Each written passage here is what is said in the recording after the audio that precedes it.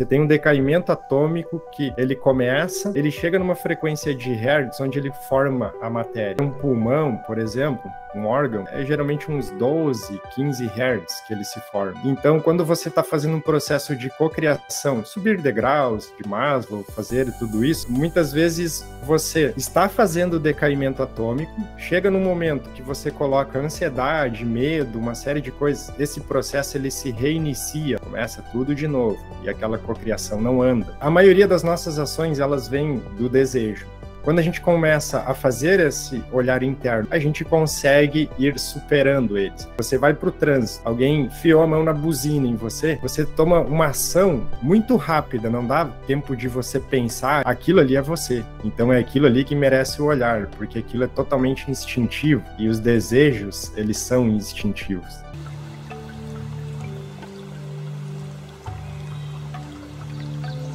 Olá pessoal, sejam muito bem-vindos a mais uma Conferência da Paz.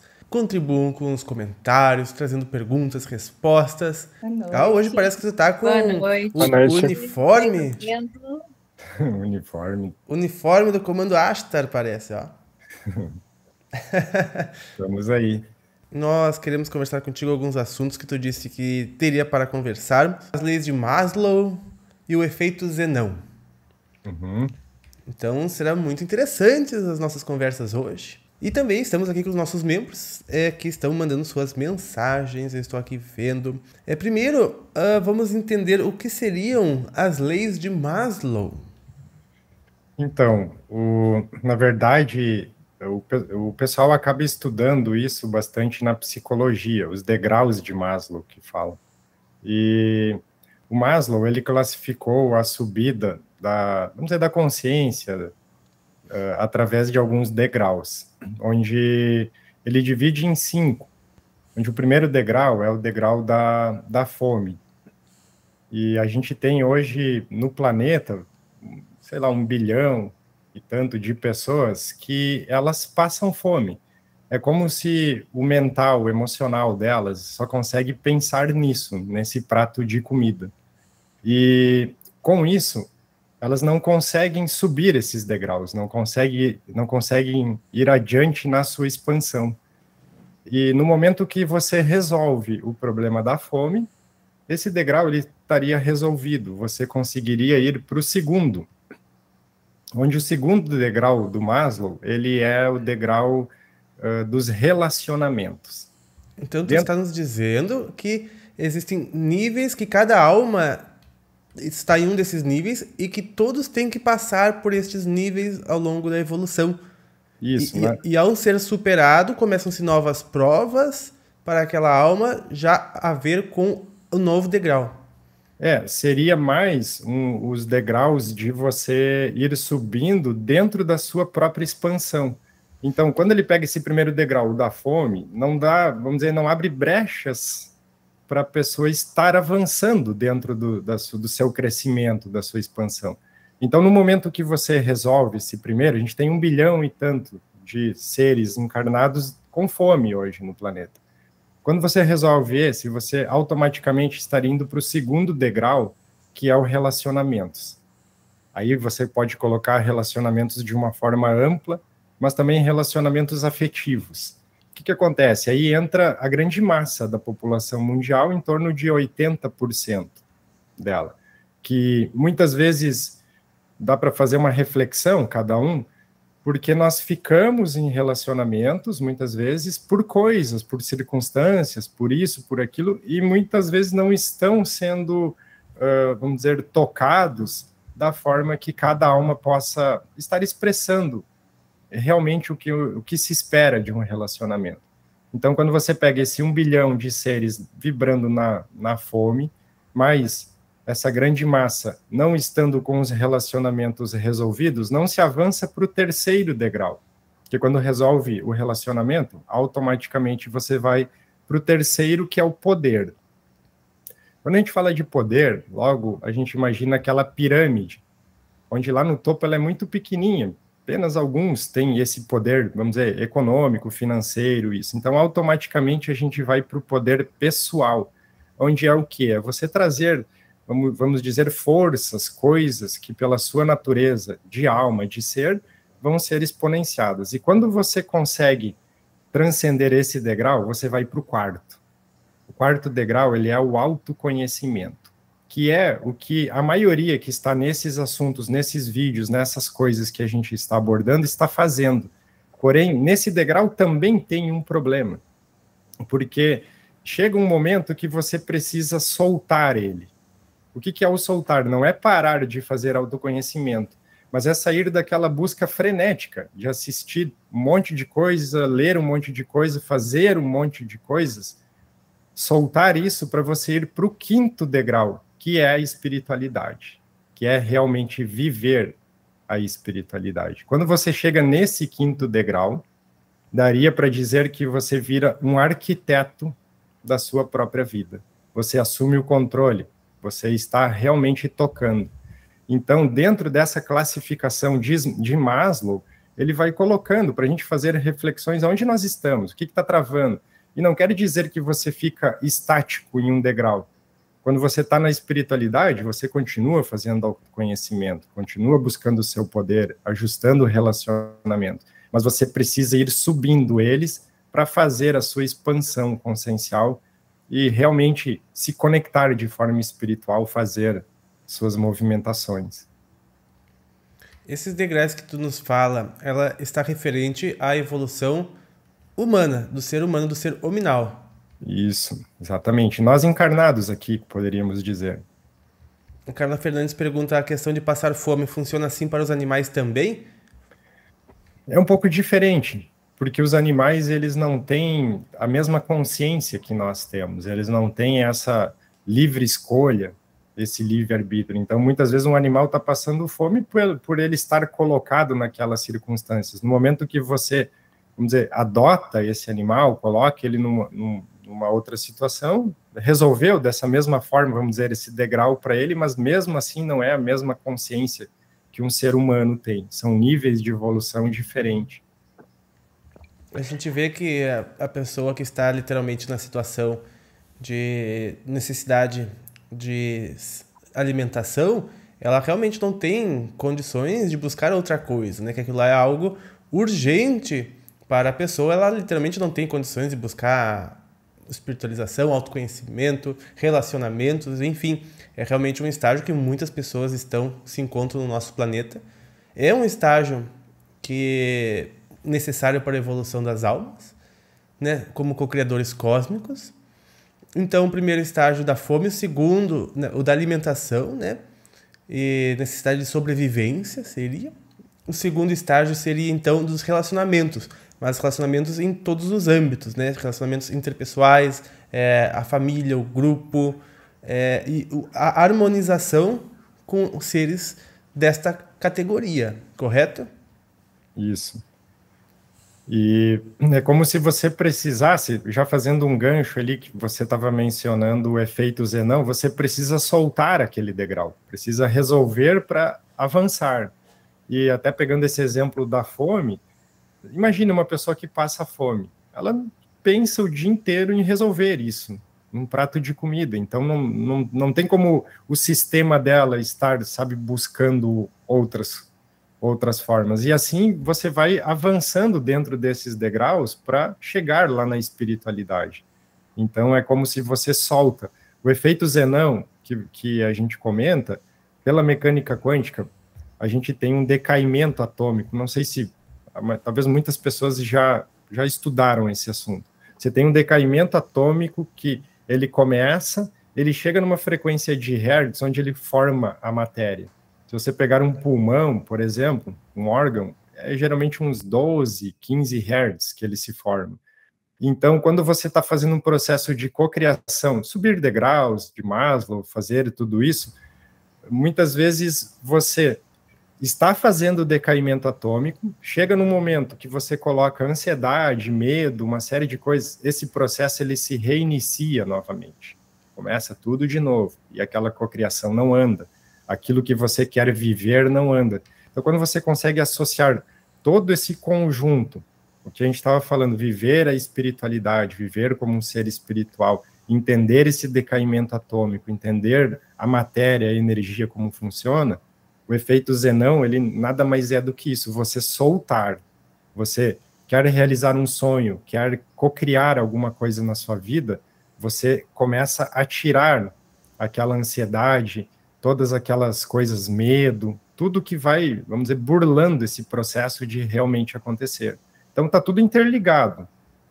Talvez pegando outras pessoas, o Cris, que possam ter outras linhas de entendimento disso, nós vamos estar falando das mesmas coisas, só usando linguagens diferentes. Que talvez a gente está usando um pouco mais de termos técnicos, trazendo linguagens, mas no fim a gente está falando da mesma coisa.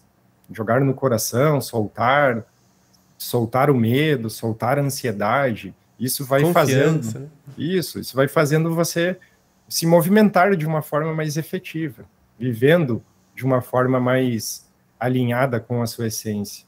Sim, só pegando o gancho do que o Gaspar está falando, e é justamente isso, porque na verdade Maslow teve, vamos dizer assim, que ele intelectualizou processos energéticos a qual a gente vem passando ano a ano, são processos inevitáveis a qual a gente vai chegar desde né, do primeiro até se espiritualizar. Uma das coisas que o Nassim Haramein próprio propõe é justamente essa unificação, dar esse salto quântico, de usufruir de todas esses degraus para justamente você se espiritualizar, desde o primeiro, desde o segundo, desde o terceiro e desde o quarto, para justamente você ter essa oportunidade, porque quando, muitas vezes, em processos primários, você também tem oportunidades de se espiritualizar, desde que você volte para dentro. Uma das coisas que falta na academia, porque igual o Gaspar mesmo falou, né, as academias usam isso para, né, formar profissionais, só que eles esquecem desse pequeno, grande salto quântico que pode vir, né, a ter esse ganho nessa evolução, né, dessa unificação, de você justamente entender processos quânticos, entender processos justamente de atalho, de oportunidade que você vai ter ao longo desses degraus, de pular algumas coisas, né, de pular etapas. Por isso que é o que a gente sempre fala. A linguagem realmente pode ser mudada, mas o processo realmente é e às vezes é muito mais simples, né, de você sempre voltar para dentro e se questionar. A partir do ponto que tem pessoas que já estão nessa fase, né, como os nossos amigos espirituais estão fazendo conosco há milhões de anos, vamos dizer assim, né, justamente fazer com que a gente tenha esse salto quântico, para a gente justamente evitar esses degraus. Assim. Esse efeito Zenão, ele acontece muito, né? Muito, imagina, ainda mais na sociedade atual nossa, bastante ansiosa, né? E até mesmo a gente acho que vê a questão muito falado sobre a lei de atração, de ficar mentalizando, e visualizando e sentindo, vai até contra esse princípio, né? Porque já se diz que uma vez o universo sabe mais do que nós, o que a gente quer e o que é melhor para nós, né? Claro que ele luta contra, entre aspas, contra, né, a nossa cabeça. Porque muitas vezes a gente mesmo é o maior bloqueio para receber as infinitas bênçãos universais e cósmicas. Um desses empecilhos é justamente a martelação daquilo que queremos, né? Porque Sim. já representa, né, inclusive a falta de confiança, representa inclusive, né, a falta de fé, ou de que ao momento certo tais coisas chegam, né? O que nos compete fazer é realmente a nossa mudança de conceitos, de paradigmas, de concepções que impedem realmente que isso venha a acontecer. Por exemplo, tal coisa desejada ponto, que nem diz Buda. Buda, ele diz que ele quer realizar algo, ele fala uma vez e esquece. O universo não esqueceu. Porque se você pegar, Pava, numa forma assim, talvez mais objetiva de explicar, o universo ele tem que entender o que você está querendo. Você tem que ser preciso com ele.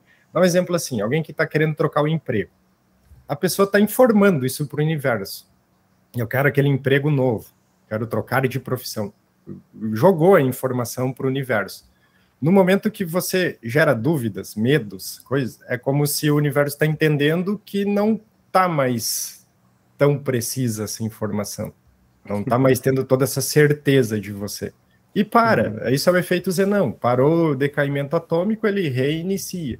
É só uma outra forma de expressar, vamos dizer, esse conceito energético de como funcionaria isso.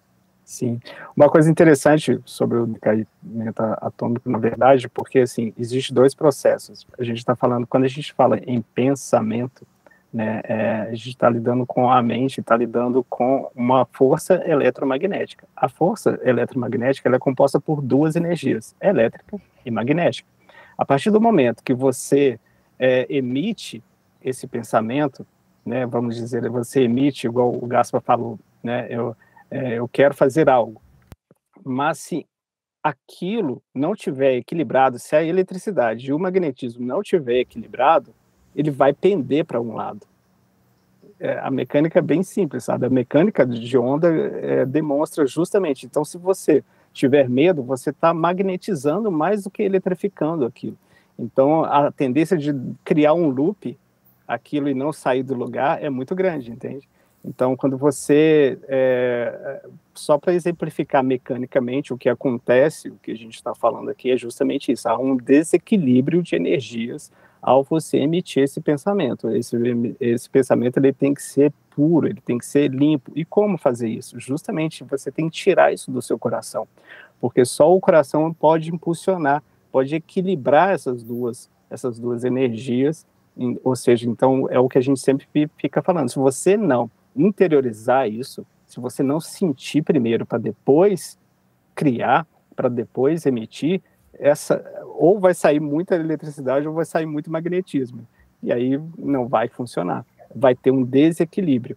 Então, né, quando a gente fala para a pessoa justamente colocar os pensamentos no lugar, é justamente colocar dentro do coração primeiro, para depois ter justamente esse equilíbrio dessas duas energias, a energia elétrica e a energia magnética, para que se crie uma onda eletromagnética perfeita, construtiva e não destrutiva.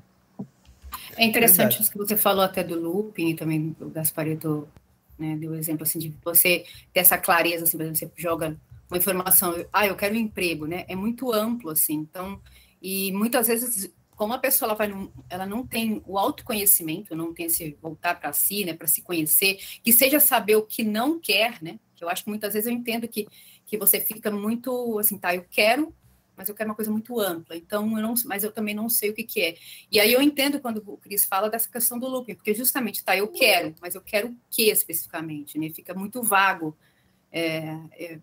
Eu fui imaginando, assim, até mesmo quando você vai fazer uma dissertação de mestrado, enfim, alguma coisa assim, é muito interessante que você aprende a cada vez delimitar mais. Isso cabe muito também, como para a gente entender assim, materialmente, assim, o que eu quero? Eu quero falar sobre espiritualidade, mas espiritualidade é muito ampla, mas o que? Aí você vai, até, eu acredito que seja assim, né?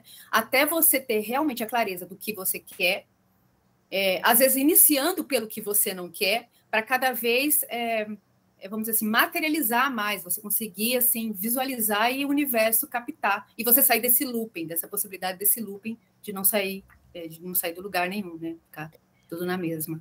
Pegando esse gancho, Muniz, quando eu atendo algumas pessoas, e a gente já percebe, às vezes, vamos dizer, exatamente isso que você falou. Eu até passo um exercício bem simples que as pessoas que estão assistindo podem fazer também. Eu acredito que funciona muito bem. Eu peço para as pessoas colocar assim numa tabela, em ordem, todas as questões da vida delas, que elas estão vivendo, que elas não estão gostando. Para depois elas puxarem uma seta para o lado, escrevendo como elas gostariam de estar vivendo aquilo. Como você queria estar vivendo. Isso talvez seria mais preciso. Em vez da gente colocar coisas, colocar como eu queria estar vivendo.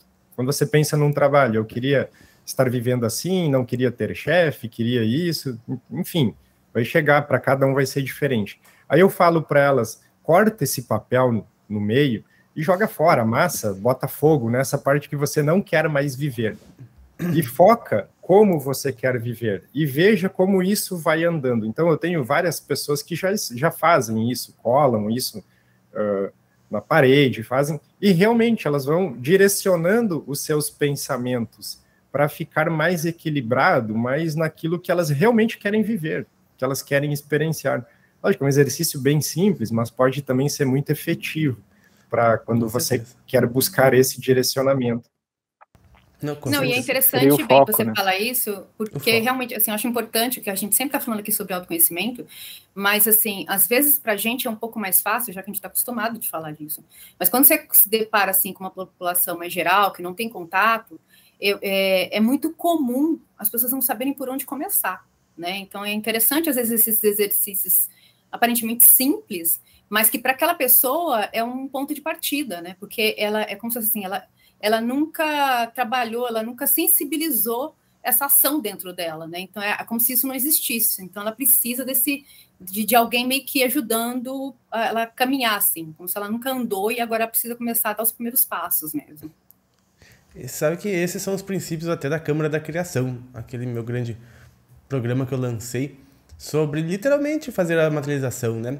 A pessoa ela foca e traz o foco sempre para o positivo realizado, sempre para o positivo possível, que acaba tirando aqueles empecilhos que muitas vezes a gente ouviu muitas vezes, quando pequeno, quando jovem, quando médio, quando isso, quando de parentes disso, de pessoas conhecidas, de professores, de pessoas que a gente confiava bastante. Às vezes aquelas ideias do consenso geral são tão absorvidas por nós que a gente apenas reproduz, né? E a gente no querer algo, muitas vezes a gente fica focado no querer, e o querer, como a gente estava falando, acaba muitas vezes gerando efeitos senão. Porém, o que nos compete, como eu disse, era trabalhar aquilo que muitas vezes inconscientemente impede daquilo ser realizado em nós, que são o modo limitado de ver certos setores, certas coisas, né?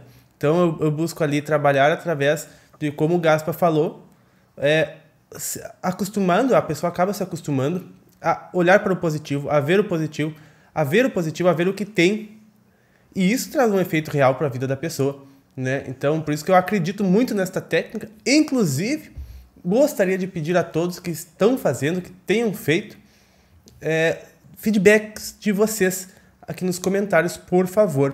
Se quiserem dar um feedback, positivo ou não, é bom ler bem as instruções, porque as instruções vão deixar claro também que a pessoa não pode fazer querendo muito, simplesmente fazer aquilo por fazer, por ouvir, né? Então é bastante interessante ouvir este feedback de vocês, até mesmo para me tranquilizar, porque eu sei que para todas as pessoas próximas de mim teve muitos efeitos positivos, mas assim, eu quero ver no âmbito geral como está sendo com cada um, inclusive para caso seja necessário aperfeiçoar, mas eu acho que aquilo ali é uma técnica que foi bastante avançada, bastante lapidada e que tem efeito real, comprovado cientificamente, comprovado em diversos livros, inclusive, que são livros que foram utilizados também de fontes e de bases para a construção de muitas daquelas frases e afirmações que são faladas ao longo das técnicas. Então,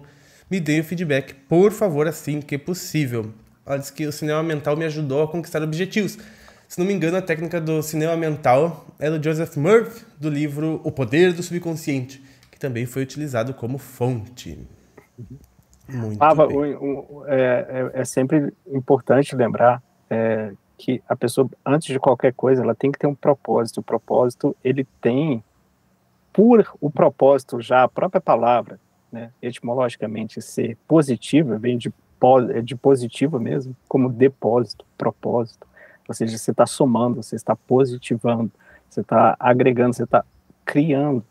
Então, quando você tem algum propósito e ele seja maior, ou seja, né, com o intuito sempre de criar, de te levar a algum lugar, por isso que é importante você sentir as coisas antes, porque às vezes você vai querer uma coisa e aquilo não vai ser para você, sabe? Vai te levar para um outro lugar, a qual você precisaria de estar. Então, sentir sempre é a grande chave antes de você fazer esses exercícios. Sempre, sempre. Sinta antes de ter esse propósito, né? Porque aí sim você faça com um propósito que seja efetivamente né, o que a própria energia da palavra está propondo. Muito bem colocado, Cris, né? Muito bem Pedro. colocado. A gente deve focar no que o nosso melhor, às vezes não é o que a gente quer, né? Pedro, eu já comprei, né? Não aguentei, né? Esperar, eu A já câmara! comprei. Que bom! Como está sendo? Eu já intencionei os meus objetivos, puxando ali o gancho que o Cris falou, que sempre a gente precisa salientar isso. Eu intencionei no que eu queria e sim, tem efeito sim, porque no terceiro dia que eu estava fazendo, eu já estava com um pensamento de fazer alguma outra coisa, algum curso, alguma coisa. E no terceiro dia que eu estava fazendo a mentalização, eu tive uma ideia, clareou, entendeu? Entrou na minha cocriação os meus desejos. Então, sim, já tem resultado, sim, foi muito benéfico para mim. E eu já estou montando esse meu desejo, esta minha cocriação que estou a caminho. Ah, que coisa boa. Eu agradeço muito pelo feedback. Realmente, fico muito feliz por estar ajudando e auxiliando. E assim que tiver mais novidades, nos fale. Eu sei que às vezes também as pessoas podem querer ter resultados muito rápidos, mas isso é um processo que a pessoa vai de encontro a coisas que ela precisa trabalhar às vezes antes, né? Então aquilo às vezes antes é trabalhado para que ela realmente desempenhe o que ela gostaria. Então, por isso que eu recomendo 21 dias, mas sem dúvida tem resultados antes. Por conta que eu já estava na minha vibração, já estava no meu pensamento, que eu queria alguma coisa diferente, já estava sentindo isso. Então, o que aconteceu? Quando eu comecei a fazer, no terceiro dia já veio, olha, Diana, o que tu pode fazer é isso, isso, isso. Ah, legal, eu já estou escrevendo esta cocriação. Então, não foi que tudo aconteceu nesses 3 dias. Eu já estava há um tempo pensando, o que eu posso fazer para melhorar meus atendimentos? O que eu posso disponibilizar sobre tudo isso? E aí, nesse terceiro dia que eu te falo, veio esse download, ok, tal coisa eu posso fazer, perfeito. Claro. Eu posso dar o meu feedback, mas o meu feedback não vale, né? Mas eu fiz, claro, testei todos, né? Porque eu desenvolvi todos juntamente com os livros, as pesquisas e mentorias afora que fiz, e espiritualidade e tudo mais. Mas e todos tiveram resultados para mim, inclusive do setor financeiro. Eu juro para vocês que no mês que eu fiz o do setor financeiro, foi o mês que teve assim maior rentabilidade do canal, por exemplo. Porque foi justamente o mês que eu entrevistei a doutora Mônica de Vendeiros e nos 3 vídeos feitos com ela totalizou mais de 1 milhão de views, graças a Deus, né? Informação boa sendo se espalhando, mas deu resultado. Não dá para negar. E que bom, então eu tenho certeza absoluta que todos funcionam. Mas voltando ao nosso assunto do Zenão, né, e não só do assunto do Zenão, porque temos mais perguntas aqui. Tem uma outra coisa, Pava, que é bem interessante, assim, eu lembro que uma vez a gente teve uma transmissão pleiadiana, onde eles trouxeram números, em torno de 97% das ações que a gente faz aqui, elas vêm do nosso subconsciente, ou seja, de coisas as quais tem origem, não estamos totalmente conscientes. E eu lembro que eu li uma vez um livro que é de um expositor espírita lá de São Paulo, chamado Thiago Roosevelt, não sei se o Cris conhece. O livro dele, ele se chama Seu Desejo é uma Ordem, onde ele explica, é um livro bem fininho, ele explica a diferença entre vontade e desejo, que, pegando um exemplo bem simples, fumantes. A maioria das pessoas de forma consciente que fumam, elas têm consciência de que aquilo faz mal, disso, daquilo, e elas então têm uma vontade de parar de fumar. Porém, o desejo é de seguir fumando enlouquecidamente, porque é um desejo diferente da vontade. E a maioria das nossas ações, elas vêm do desejo. Então, quando a gente começa a fazer esse olhar interno e observar quais são os nossos desejos, a gente consegue ir superando eles. Eu sempre digo aquela assim, você vai para o trânsito, alguém enfiou a mão na buzina em você, você toma uma ação muito rápida, não dá tempo de você pensar, de fazer muita coisa. Aquilo ali é você, eu sempre digo. Então é aquilo ali que merece o olhar, porque aquilo é totalmente instintivo, e os desejos, eles são instintivos. Então, aí você vai fazendo uma construção, até nesses processos de cocriação, porque você começa a se entender, ver o que está, vamos dizer, tendo vontade, e o que ainda é desejo dentro disso. Perfeitamente. Eu me lembro que o Chris Kitts falou ontem na Meditação Mundial sobre o livro Pensamento e Vida, de Emmanuel. Né? Tem um capítulo 2, fala justamente sobre isso, sobre vontade, e realmente é uma aula assim, impressionante. Como os espíritos nos enxergam, né, também. Ao longo do livro, ele vai explicando justamente como os espíritos nos enxergam, tendo desejos e tendo vontade, qual a relação, né, energética essas duas palavrinhas relacionam conosco, né, inferior e superior. É verdade. Ele disse nesse capítulo que a vontade é que comanda a mente e que comanda a nossa vida, por consequência. Nossa vida. Né? Ele chega até a frase que diz assim: a vontade é a gerência esclarecida e vigilante, governando todos os setores da ação mental. Gente, leia esse livro. Esse livro é bem pequeno, é uma cartilha e assim, é uma universidade mental. Realmente é impressionante o conhecimento que tem nesse livro de forma muito didática através do verdade. Assim. Realmente é impressionante. Ele fala também sobre que, da mesma forma como nossas vontades distorcidas podem nos levar a cenários caóticos da vida, é óbvio, né? Uhum. E também ele diz que na verdade, também só a vontade é suficientemente forte para sustentar a harmonia do espírito. Porque a gente precisa ter muita vontade, boa vontade, força de vontade, se a gente quiser ter a disciplina suficiente para ter a harmonia do espírito. Né? Então, realmente vale a pena ler esse livro, pessoal. É Pensamento e Vida, de Emmanuel. Eu vou deixar o link na descrição, tá? Vou deixar o link na descrição para quem quiser. Miriam. Eu que eu digo como é difícil você manter a sua vontade acima do desejo, né? Que o desejo é como se você está fugindo de um cachorro muito grande, mas louco para que ele te pegue. Louco para que ele te alcance.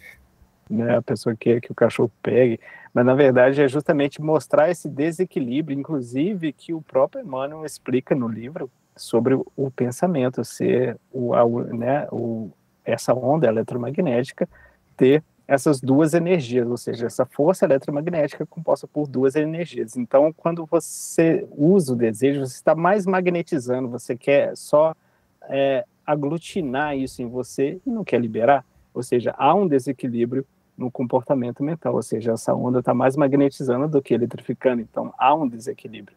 Então, quando a vontade é justamente a união, né, dessas duas ondas, que impulsiona, precisa do impulso elétrico para magnetizar as coisas certas, para atrair as coisas certas, sempre com um propósito.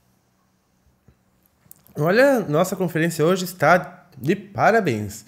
Os assuntos estão de ponta. Para atualizar aqui dos nossos queridos membros o que eles estão nos trazendo, a Isabela Santos diz assim: mas os animais um dia vão eventualmente evoluir para um ser humano, certo?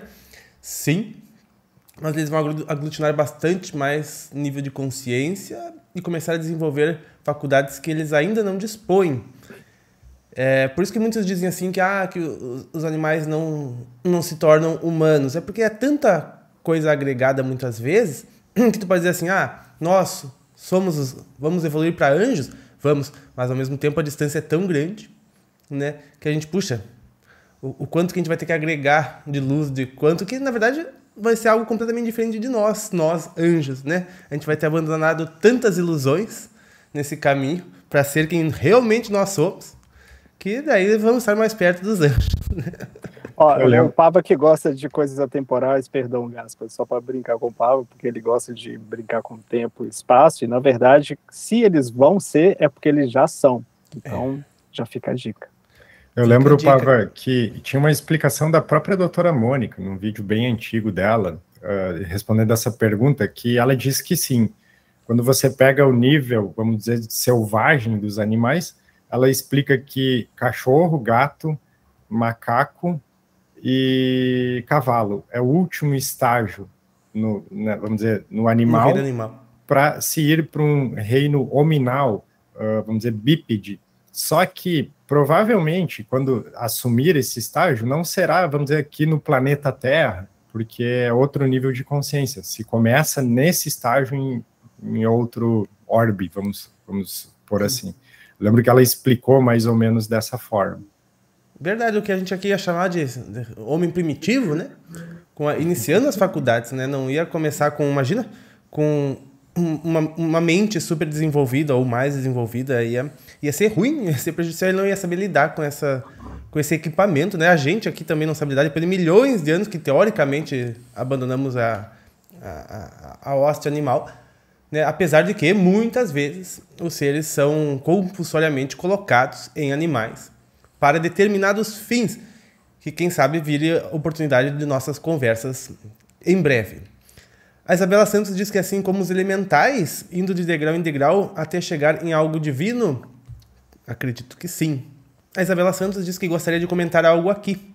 Não sei se vocês lembram do Geraldo falando na meditação mundial, do Chico ter contado que Jesus pediu para encarnar neste século em Jerusalém.